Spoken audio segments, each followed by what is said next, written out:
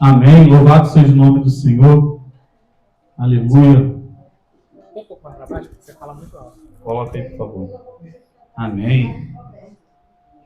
Glória a Deus. Irmãos, hoje nós vamos estar dando continuidade à nossa série Textos Fora de Contexto.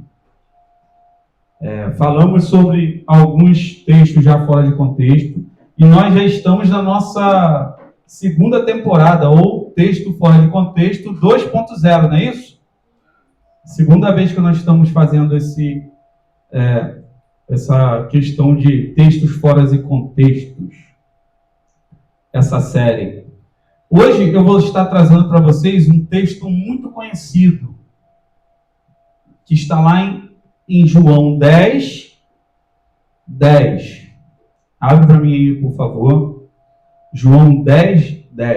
Teremos texto de apoio hoje, que eu também vou falar um pouquinho, que é Mateus 7 e 2 Coríntios 11. Vamos falar um pouquinho, porque um texto leva para o outro texto.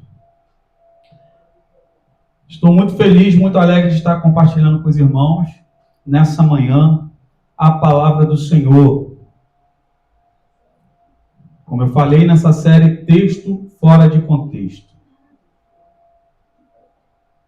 Irmãos, nós vivemos em um tempo onde nunca foi tão fácil ouvir pregações, textos, contextos, histórias, né? Porque você abre o celular, você escuta alguém falando algum sermão, algum texto, e muitas vezes fora de contexto, certo? Abriu o celular, você viu lá uma mensagem de autoajuda, algo comum, alguém falando um versículo, mas não dá o contexto daquilo. E nós temos uma frase muito conhecida pelos estudiosos da Bíblia, que fala assim, texto sem contexto vira pretexto para heresia. Então, se eu pego uma ideia minha e procuro na Bíblia algo sobre aquela ideia, eu vou encontrar muito facilmente. Só que provavelmente aquilo não vai ter nada a ver com o contexto histórico, o contexto da igreja atual, a igreja que foi pregada aquela mensagem, né? E nós vamos facilmente colocar palavra na boca de Deus, aquilo que Deus não falou, certo? É isso que nós estamos estudando nessa série Texto Fora de Contexto. Isso é uma verdade. Quando retiramos um versículo do contexto histórico, literário e teológico, em que foi escrito, corremos o risco de colocar na boca de Deus palavras que ele nunca falou. Vamos estudar um desses textos hoje.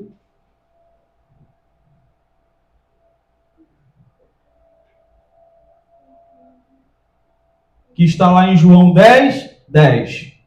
Coloca aí para mim, por favor. João 10. O ladrão vem apenas para roubar, matar e destruir. Eu vim para que tenham vida e a tenham plenamente. Outras traduções vão dizer assim, só o final ali, Eu vim para que tenham vida e a tenham em abundância. Ouvimos muito isso, certo? Hoje a pergunta que faremos durante essa mensagem vai ser muito simples. O que Jesus quis dizer com vida abundante? Qual é essa versão NAA, né? Vida. Isso aí, muito bom. Obrigado por ter mudado aí. Então, que tenham vida e a tenham em abundância.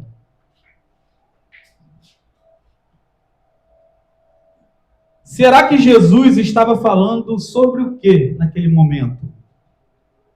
Eu vim para que tenham vida e a tenham em abundância. Será que Jesus estava falando sobre riqueza? Será que Jesus está falando de uma saúde perfeita? Que você nunca ia ter doença nem enfermidade? Será que Jesus estava falando sobre ausência de sofrimento? Ou será que ele estava falando sobre um sucesso profissional? vida financeira excelente. Ó, muito dinheiro, muita grana. Será que era isso? Ou será que nós estamos lendo esse texto com lente moderna, esquecendo o contexto em que ele foi pronunciado? Nessa manhã, eu quero convidar você a fazer parte de algo muito importante. Vamos deixar que a Bíblia responda essa questão. Talvez aqui hoje, porque nós já estudamos muitas mensagens de contexto fora de contexto, você já deve ter respondido aí no seu coração. Mas o dito popular, quando nós falamos esse texto, o que vocês acham que a igreja pensa por aí? Vida abundante. É tudo aquilo que nós falamos ali. Uma vida financeira muito boa, né? Uma saúde perfeita, plena. Isso aí. Mas esquecem de mostrar o contexto. Vamos lá. Abre para mim aí agora, João 10, do versículo 1, nós vamos até o 18 para nós descobrirmos esse contexto aí. O que está querendo dizer? Vamos lá. Em verdade, lhes digo, quem não entra no curral das ovelhas pela porta, mas sobe por outro lugar, esse é ladrão e salteador. Aquele, porém, que entra pela porta, esse é o pastor das ovelhas. Para este o porteiro abre, as ovelhas ouvem a sua voz. Ele chama as suas próprias ovelhas pelo nome e as conduz para fora. Depois de levar para fora todas as que lhe pertencem, vai na frente delas. E elas o seguem, porque reconhecem a voz dele. Mas, de modo nenhum, seguirão o estranho. Pelo contrário, fugirão dele, porque não conhecem a voz dos estranhos. Jesus fez essa comparação para mas eles não compreenderam o sentido daquilo que ele falava. Então Jesus disse mais uma vez, em verdade lhes digo, que eu sou a porta das ovelhas. Todos os que vieram antes de mim são ladrões e salteadores, mas as ovelhas não lhes deram ouvidos. Eu sou a porta. Se alguém entrar por mim, será salvo. Entrará, sairá e achará pastagem. O ladrão vem somente para roubar, matar e destruir. Eu vim para que tenham vida e a tenham em abundância. Eu sou o bom pastor dá a vida pelas ovelhas. O mercenário, que não é pastor, a quem não pertencem as ovelhas, vê o lobo chegando e abandona as ovelhas e foge. Então o lobo as arrebata e dispersa. O mercenário foge porque é mercenário e não se importa com as ovelhas. Eu sou o bom pastor, conheço as minhas ovelhas e elas me conhecem. Assim como o Pai me conhece e eu conheço o Pai e dou a minha vida pelas ovelhas. Ainda tenho outras ovelhas, não deste aprisco. Preciso trazer também estas. Elas ouvirão a minha voz e, então, haverá um só rebanho e um só pastor. Por isso, o Pai me ama, porque eu dou a minha vida para recebê-la outra vez. Ninguém tira a minha vida, pelo contrário, eu espontaneamente a dou. Tenho autoridade para entregá-la e também para reavê-la. Este mandato recebi de meu Pai. Viram aí o contexto? Jesus estava falando sobre pastor e ovelhas. Então, nós vemos que ele estava falando sobre o pastor, o ladrão, o mercenário, as ovelhas, a porta. Então, não tinha nada a ver com aquela vida que nós pensamos ser abundante, que é a riqueza, né? E tudo aquilo que nós falamos anteriormente. O próprio contexto determina o significado do texto. Se eu perguntasse aqui, quem é o ladrão de João 10:10? O que vocês me responderiam? Quem é o ladrão? Então, facilmente a gente ia pensar isso, certo?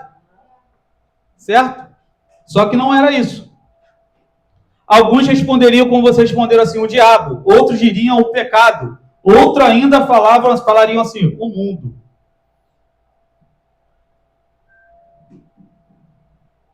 Mas será que é isso que Jesus está falando? Será que é isso? Antes de respondermos, precisamos voltar um capítulo, lá no 9. Vamos lá. Capítulo 9. Enquanto Jesus caminhava, viu um homem cego de nascença. E os seus discípulos perguntaram, mestre, quem pecou para que este homem nascesse cego? Ele ou os pais dele? Jesus respondeu, nem ele pecou e nem os pais dele, mas isso aconteceu para que nele se manifestem as obras de Deus. É necessário que façamos as obras daquele que me enviou enquanto é dia. A noite vem, quando ninguém pode trabalhar. Enquanto estou no mundo, sou a luz do mundo. Depois de dizer isso, Jesus cuspiu na terra, fez lama com a saliva e com a lama untou os olhos do cego. Então disse ao cego, vá lavar-se no tanque de Siloé. Siloé quer dizer enviado. O cego foi, lavou-se e voltou vendo, enxergando. Então os vizinhos e os que antes os conheciam de vista, como um mendigo, perguntavam, não é este o que ficava sentado pedindo esmolas? Uns diziam, é ele. Outros diziam, não, mas se parece com ele. O homem dizia, sou eu. Então eles perguntaram, como foram abertos os seus olhos? Ele respondeu, o homem chamado Jesus fez a lama, passou nos meus olhos e disse, vá ao tanque de Siloé e lave-se. Então fui, lavei-me e estou vendo. Eles perguntaram, onde está ele? Respondeu, não sei. Levaram os fariseus aquele que antes era cego. E era sábado, o dia em que Jesus fez a lama e lhes abriu os olhos. Então os fariseus lhe perguntaram outra vez, como podia ver? Ele respondeu, ele pôs lama sobre os meus olhos, lavei-me e estou vendo. Por isso alguns dos fariseus diziam, esse homem não é de Deus, porque não guarda o sábado. Mas outros diziam, como pode um homem pecador fazer sinais como este? E houve divisão entre eles. De novo perguntaram ao cego, o que você diz a respeito dele? Uma vez que lhe abriu os olhos. Ele respondeu, é um profeta. Os judeus não acreditaram que ele tinha sido cego e que agora podia ver, enquanto não chamaram os pais dele. Eles perguntaram, este é o filho de vocês? Que vocês dizem que nasceu cego? Como é que agora ele está vendo? Então os pais responderam, sabemos que este é o nosso filho e que nasceu cego. Mas não sabemos como agora está vendo. E também não sabemos quem lhes abriu os olhos. Perguntem a ele, pois já tem idade e poderá falar por si mesmo. Os pais dele disseram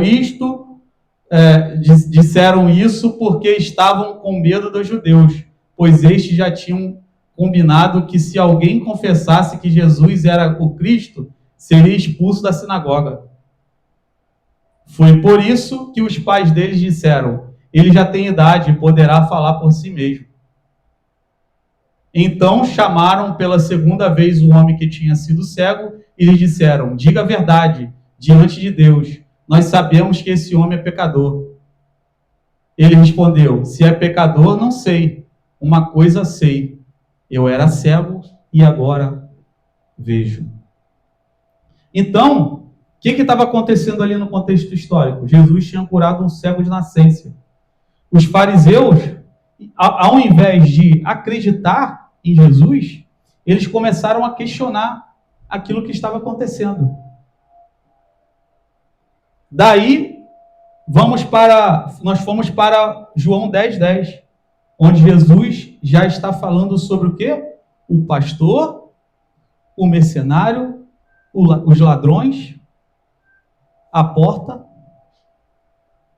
Então ali Jesus estava fazendo uma comparação daqueles fariseus que poderiam muito bem ter acreditado pelo sinal que Jesus fez, eram cegos de nascença. Mas Jesus começou a comparar, e os fariseus entenderam perfeitamente quando Jesus falou isso. Sabe por quê? Porque lá em Ezequiel 34,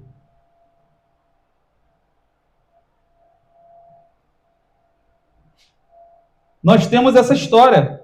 Então, todo judeu ali, eles já conheciam no Antigo Testamento. Então, eles ligaram na hora. Ele está chamando a nós todos aqui de ladrões, de mercenários. O plano fundo de João 10. Quando Jesus começa a falar sobre o bom pastor, em João 10, ele não está inventando essa figura naquele momento. Não foi do nada. Os judeus conheciam muito bem essa linguagem. Ela vem do Antigo Testamento, especialmente de Ezequiel 34. O que estava acontecendo? O povo de Israel estava vivendo uma grande crise espiritual. Os reis, sacerdotes e líderes religiosos deveriam cuidar do povo como pastores cuidam de suas ovelhas, mas fizeram exatamente o contrário. Em vez de proteger o rebanho, eles exploravam o rebanho. Em vez de alimentar, eles alimentavam a si mesmos. Em vez de buscar a ovelha perdida, abandonava. O que Deus diz? Em Ezequiel 34, Deus faz uma acusação muito séria contra esses líderes. Em resumo, ele diz: vocês estão cuidando de vocês mesmos, mas não cuidam das minhas ovelhas. Eles eram líderes, mas não eram pastores. Então acontece algo extraordinário. Depois de condenar aqueles líderes, Deus fez uma promessa. Ele disse assim: eu mesmo vou cuidar das minhas ovelhas. Essa é a parte mais bonita do capítulo. Deus promete buscar as ovelhas perdidas, trazer de volta as desgarradas, cuidar das feridas, fortalecer as fracas, apacentar seu povo com justiça. Agora, ligue aqui o seu pensamento. Lá em João 10, quando Jesus começa falando exatamente essas palavras aqui, o que os fariseus pensaram? Ele está falando que ele é filho de Deus, que é o Messias prometido. E eles não queriam perder a autoridade. Jesus estava falando assim: vocês são os mercenários. Os mercenários, sabe o que significava? Nessa época aqui, de Ezequiel 34, eles tinham o aprisco, né, onde as ovelhas ficavam, e chegavam várias ovelhas, vários pastores. Se misturava um monte de ovelha. E era fechado, só tinha uma entrada e uma saída. O pastor ficava ali dormindo na porta, por isso que Jesus fala: eu sou a porta. Ele ficava na porta. Se viesse um lobo, um ladrão, qualquer coisa, quem estava na porta? O pastor. Então tinha que passar por ele, não tinha outro local para passar. E quando o pastor ia levar suas ovelhas, elas o conheciam pela sua voz. Ele chamava as ovelhas o conheciam e o acompanhavam. Imagine 10 pastores com 1000 ovelhas lá. Imagine, cada um tinha 100 ovelhas. Como que era feito isso? Ele chamava e as ovelhas o conheciam a sua voz. Então, quando chegava qualquer lobo ali, qualquer ladrão, mercenário, eles não conseguiam, porque o pastor estava na porta. E tem uma outra questão. Os mercenários aqui também, eles eram aqueles pastores que eram pagos, contratados.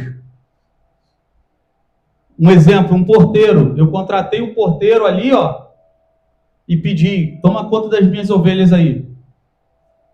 Aí quando vinha o lobo, o que acontecia? Ele, ia embora. Porque ele não tinha intimidade com a ovelha, não tinha relacionamento, não conhecia as ovelhas. Ele só recebia o salário. Por isso que chama de mercenário. Porque na hora do problema ele ia embora e largava as ovelhas. Mas queria participar da gordura da ovelha. Queria se alimentar das ovelhas. Queria beber o leite das ovelhas. Entenderam? Então, aqui em João 10:10, nós já vimos que Jesus estava falando do pastor e da ovelha. Jesus está comparando falsos pastores com o verdadeiro pastor. Faz sentido pensar que o foco do texto seja dinheiro? Sim ou não? Nenhum sentido. Depois que nós vemos o contexto, nós entendemos que Jesus não estava falando de riqueza, não estava falando de abundância de alimentação. Ele não estava falando nada disso. O assunto do capítulo não é a prosperidade, é o cuidado pastoral de Cristo.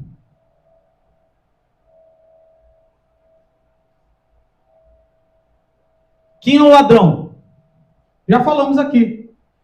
No início, o que nós pensávamos? O diabo. Certo? E agora? Que vocês já ouviram o contexto. Quem é o ladrão? Quem é o assaltante? Quem é o mercenário? São, na verdade, os falsos pastores, certo? O ladrão representa aqueles que roubam, exploram e destroem o povo. Ao longo da história bíblica, Deus frequentemente denunciou líderes infiéis que, em vez de alimentar o rebanho, alimentavam a si mesmo, como no exemplo de Ezequiel 34. O reverendo Augusto Nicodemos costuma destacar que João 10 deve ser lido à luz do Antigo Testamento, especialmente essa passagem de Ezequiel 34. Deus condena os pastores de Israel, Israel e promete que ele mesmo vai apacentar as suas ovelhas. Jesus está dizendo de forma implícita, mas poderosa: eu sou esse pastor prometido lá em Ezequiel 34. Antes mesmo de chegarmos no versículo 10, já aprendemos uma lição importante. Nunca devemos construir uma doutrina baseada em um versículo. Porque isso certamente vai nos levar ao erro. Então, sempre que você ouvir uma mensagem que a pessoa pegue um versículo isoladamente, não explique o contexto e fale um monte de coisa, leia você a Bíblia. Leia o contexto. Veja se é isso mesmo. Confira. A Bíblia está na sua mão. Fácil, fácil. Tem um segundo ponto aqui, ó, que eu já perguntei para vocês no início. E agora, provavelmente, essa mentalidade já mudou, se ela era errônea. O que Jesus quis dizer com vida em abundância? Vamos ler novamente aí, João 10:10.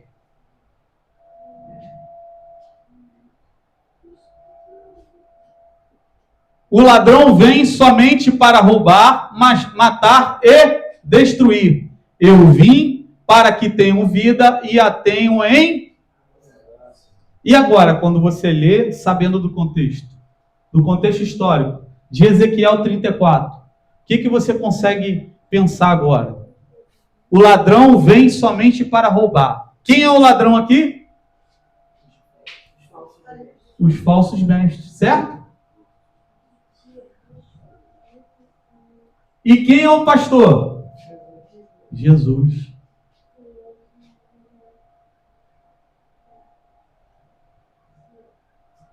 Matthew Henry faz uma observação muito bonita aqui. Ele diz, em resumo, que Cristo não veio apenas para prolongar a existência humana, mas conceder uma vida de qualidade infinitamente superior, uma vida reconciliada com Deus, cheia da graça de Deus, da paz do Senhor e da esperança da vida eterna em Jesus.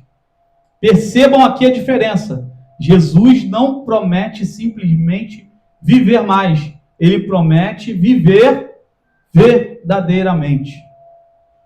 O contraste do versículo. Jesus faz um contraste. O ladrão vem apenas para roubar, matar e destruir. E diz, eu vim para que tenham vida. O contraste aqui é muito claro. Não é pobreza versus riqueza. Não é doença versus saúde. Não é o fracasso versus o sucesso. O contraste é morte versus vida. Morte e vida. Jesus veio para dar vida, o ladrão quer fazer o quê? Tirar a sua vida. O ladrão conduz à morte, Cristo conduz à vida. Esse é o tema do texto. Então, quando nós lemos João 10:10, o ladrão vem somente para roubar, matar e destruir. Eu vim para que tenham vida e a tenham em abundância. É vida versus morte. Esse que é o contexto. Então agora, a palavra usada por João transmite a ideia de algo pleno, completo, transbordante. A vida do Senhor em nós transborda. Vida em abundância do Senhor em nós transborda.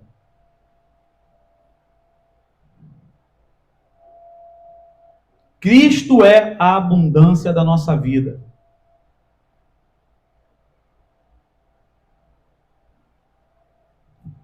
O centro do Evangelho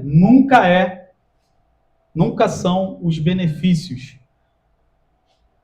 O centro sempre deve ser Cristo. Então, essa abundância vem de quem? De Cristo. Não é da nossa riqueza, não é do nosso sucesso, mas é de Cristo, sempre para Ele.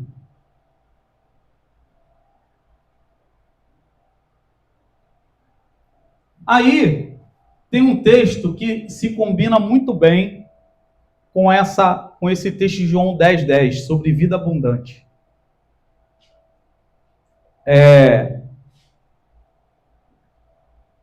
Mateus 7:16, coloca aí para mim.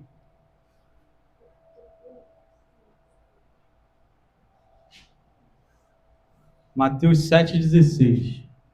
Olha só, vê se não tem tudo a ver com aquele pensamento de vida abundante que nós tínhamos. Pelos seus frutos vocês os conhecerão. Por acaso se colhem uvas de espinheiros ou figos de ervas daninhas? Vamos ficar só com a parte aqui, ó. Pelos seus frutos os conhecereis. Quantos já ouviram essa palavra aí? Muito, né? Então, vejam como um texto se conecta com o outro. Antes nós estávamos falando sobre vida abundante. Vida abundante, o que pensávamos antes era o quê? Uma vida cheia de riqueza, fartura, né? Olha só, pelos frutos os conhecereis. O que leva nós a pensarmos? Frutos. Que fruto é esse? Pô, que pessoa, olha só, pessoa abençoada, nossa, rica. Aí olhou lá para o outro irmão, miserável, fez o quê? A mesma coisa lá com o cego. Quem que pecou? Ele ou os pais dele? Já julgou logo. Então, se você tem uma enfermidade, está passando por uma dificuldade financeira, a pessoa prontamente já acusa, está em pecado. Pelos frutos os conhecereis. Olha lá que fruto lá, ó. E não tem nada a ver com isso. Quais são os frutos? Será que Jesus está falando de riqueza, de fama, de sucesso? Ou ele está falando algo completamente diferente? Pelos frutos os conhecereis. Agora Jesus está encerrando o Sermão do Monte, depois de ensinar sobre o reino de Deus. E ele faz um alerta muito sério. Cuidado com os falsos profetas. Olha só, a mesma coisa. Lá nós estamos falando sobre os falsos profetas e agora, mesma coisa. Falsos profetas, falsos pastores. Por isso que o texto se conecta. Os falsos profetas são esses que já olham assim, ó. Olha lá o fruto dele. Lembra da nossa série em 2 Coríntios, 1 Coríntios e 2 Coríntios? Nós falamos exatamente sobre isso. Paulo estava lidando com falsos profetas que o acusavam de inúmeras coisas. E uma dessas coisas era o quê? Olha como é que ele sofre. Olha a dificuldade que ele passa. Não pode ser um homem de Deus. Pelos frutos os conhecereis. Então eles estavam julgando Paulo porque Paulo sofria.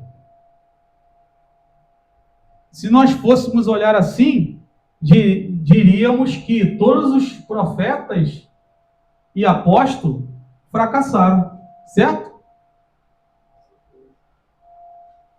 Se fôssemos olhar assim, Jesus morreu na cruz. Entenderam? Como erroneamente esses falsos profetas tentam impor esse pensamento. Lá Jesus falava sobre pastores e ovelhas, e aqui Jesus está falando sobre frutos. Então, percebam que o assunto não é prosperidade, não é sofrimento, não é dinheiro, não é saúde. Como identificar? Como é que nós identificamos esse falso mestre? Como conhecemos um homem de Deus? Essa é a pergunta para a igreja essa manhã. E que frutos? Frutos do Espírito. E não são os frutos de dinheiro, de fama, de prosperidade. Talvez você olhe e fale assim, a igreja não cresce.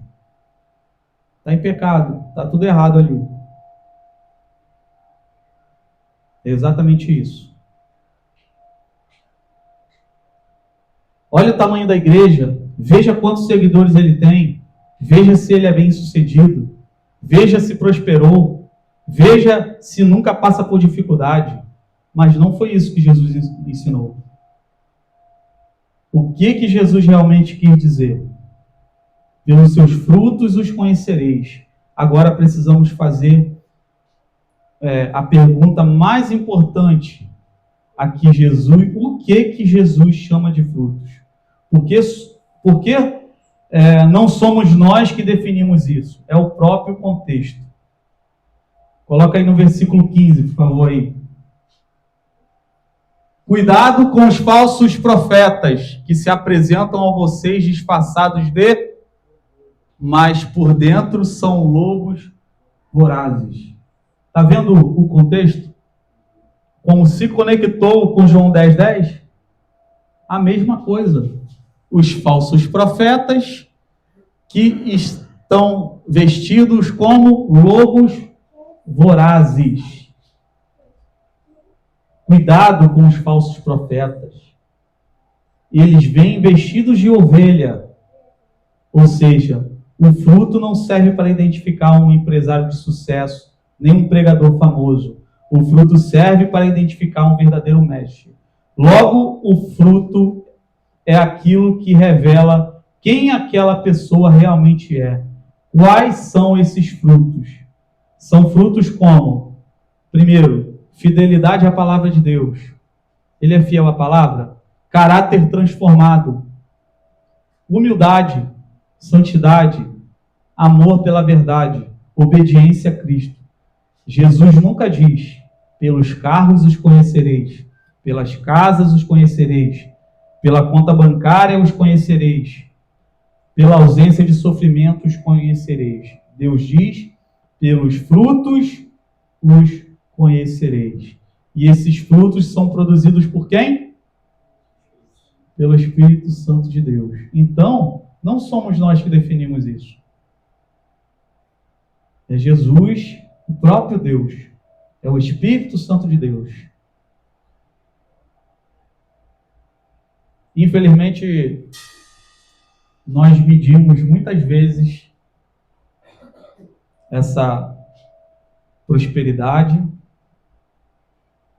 medimos muitas vezes erroneamente, às vezes sem perceber, algo que, se nós não pararmos para pensar, nós já pensamos direto assim, ó, pessoa abençoada, viu lá, viu que carrão bonito, que casa.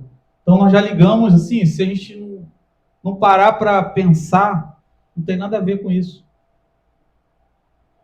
Olha os frutos. Jesus, quando Jesus caminhou aqui na terra, ele pregava e tinham vários apóstolos. Lembra de um apóstolo que pregava junto, que andava com Jesus, mas que o traiu? Se nós fôssemos julgar Judas pelos frutos visuais, era uma bênção, certo? Mas traiu Jesus. Se os frutos fossem riqueza, como nós explicaríamos a vida de Jó? A vida de Jeremias, de João Batista, dos apóstolos, apóstolo Paulo, como falamos aqui.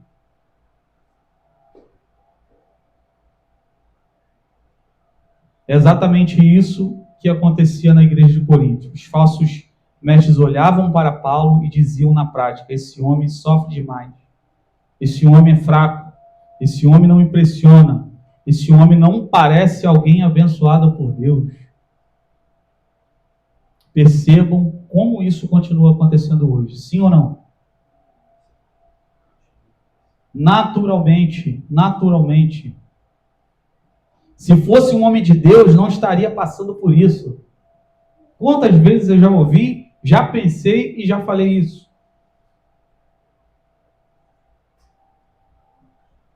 Quem anda com Deus tem uma vida de vitória, irmão. Autoajuda. Não aceito derrota, não. Não aceito essa doença. Não. Quem tem fé não permanece nessa situação, não, que você está passando, não. Está querendo dizer o quê? Tem fé nenhuma. Você não tem fé. É isso que Deus ensina? Dos frutos? Não é isso. Nós passaremos por dificuldades, passaremos por problemas. A pergunta é, Jesus está contigo? Você conhece a voz do seu pastor? E quem é o seu pastor?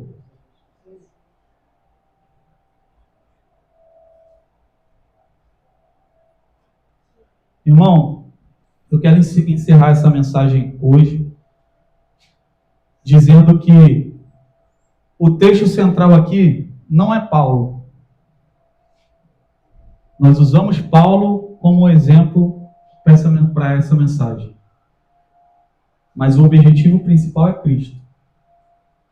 Foi Cristo que morreu por nós.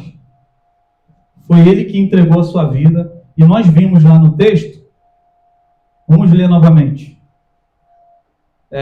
João 10, 1 em diante.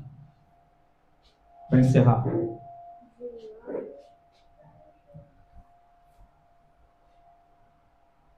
João 10, 1. Em verdade, lhes digo, quem não entra no curral das ovelhas pela porta, mas sobe por outro lugar, esse é o ladrão e salteador. Aquele, porém, que entra pela porta, esse é o pastor das ovelhas. Para este o porteiro abre, as ovelhas ouvem a sua voz, ele chama as suas próprias ovelhas pelo nome e as conduz para fora. Depois de levar para fora, todas as que lhe pertencem vão na frente delas. Elas o seguem porque reconhecem a voz dele. Mas de modo nenhum seguirão o estranho. Pelo contrário, fugirão dele, porque não conhecem a voz dos estranhos. Jesus fez essa comparação, mas eles não compreenderam o sentido daquilo que ele falava. Então Jesus disse mais uma vez, em verdade lhes digo, que eu sou a porta das ovelhas. Todos os que vieram antes de mim são ladrões e salteadores, mas as ovelhas não lhes deram ouvidos. Eu sou a porta, se alguém entrar por mim, será salvo. Entrará, sairá e achará pastagem. O ladrão vem somente para roubar, matar e destruir. Eu vim para que tenham vida e a tenham em abundância. Eu sou o bom pastor dá a vida pelas ovelhas. Então, o tema central é Jesus, o bom pastor, aquele que dá a vida pela ovelha. O tema central aqui é Jesus entregou a sua vida por mim e por você. Ele é a porta, ele é o caminho.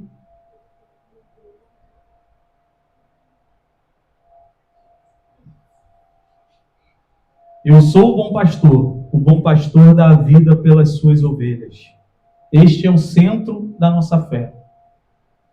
Nós não seguimos um pastor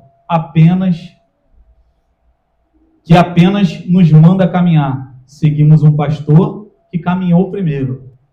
Um pastor que sofreu, um pastor que morreu, um pastor que ressuscitou, e porque ele vive, nós temos vida. E não qualquer vida. Temos a verdadeira vida abundante diante do Senhor. Amém?